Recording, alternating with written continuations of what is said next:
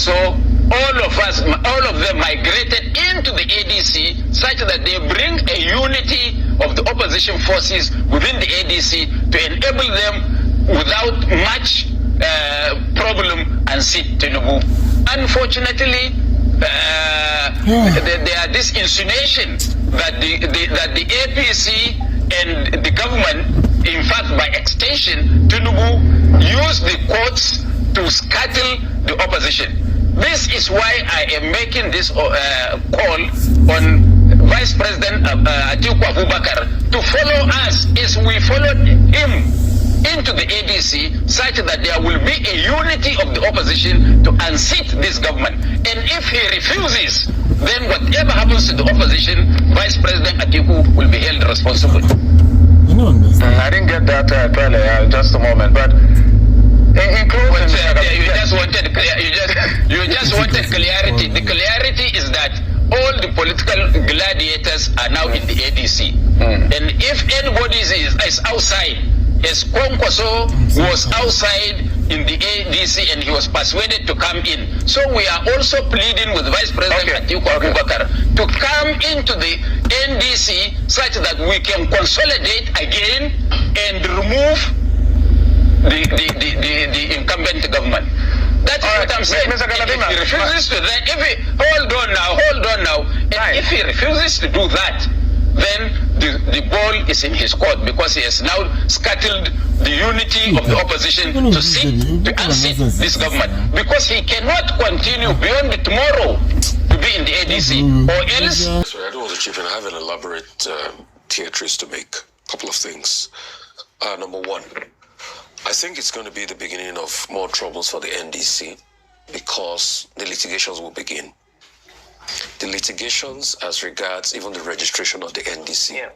People that have not gone to court, they will go to court. Well, there's already one attempt to go to court, I know. So it will begin. Because you see, as Nigerians, the idea here is Obi not being on the ballot. That's the problem. So all the forces will do everything to ensure Obi doesn't get on the ballot. I do a lot of political mapping, and I know people that do political mapping. The ADC, APC, all the political parties have done political mapping. The only person that can give President Tinubu some push in this election is Obi.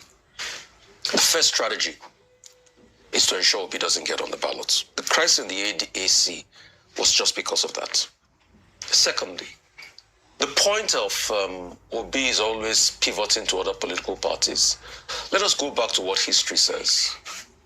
Exactly what happened in PDP, why Obi pivoted, that's what exactly happened in the ADC. ATIKU was not willing to ensure that the rotation convention comes to pass. ATIKU was not supposed to run in the 2020 election after he had run in the last term of the northern part election in 2019. And that was why the likes of Wiki went up in arms. And that's why sometimes, even if I blame Wiki for not being a party man, he had some justifications in his actions. And that was why Obi left. Obi kept on saying that if you zone it to the south, I'll fight for it. So it's not that he doesn't like the fight. In the case of the ADC, the ATIKU camp had already hijacked most of the structure in the ADC. The state chairman we're talking about were already hijacked by the ATIKU camp. Over the weekend, I walked the phone lines for my sources. I mean, we're political journalists. We walk our sources' phone line. Most of it was already a fait accompli.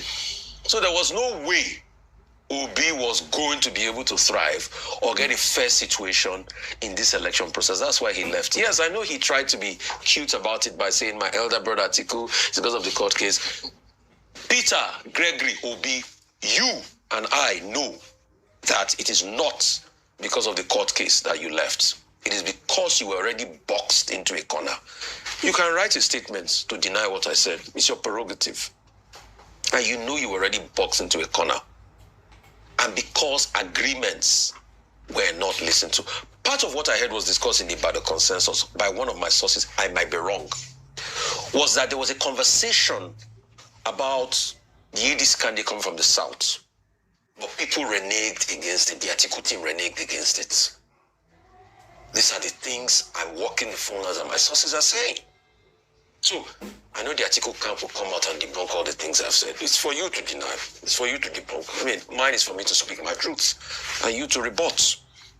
So, once that did not fall through and the consolidation had started, Obi had to leave because Obi wanted to be on the ballot. Yes, you might make an argument and say, why is he moving all around and everything? Himaz has an ambition. For those that argue, why is Obi moving around? Why is Atiku still running as at 20 from 1993 up till now? And some people are saying, Atiku, this might be his last lap. This is not going to be his lap.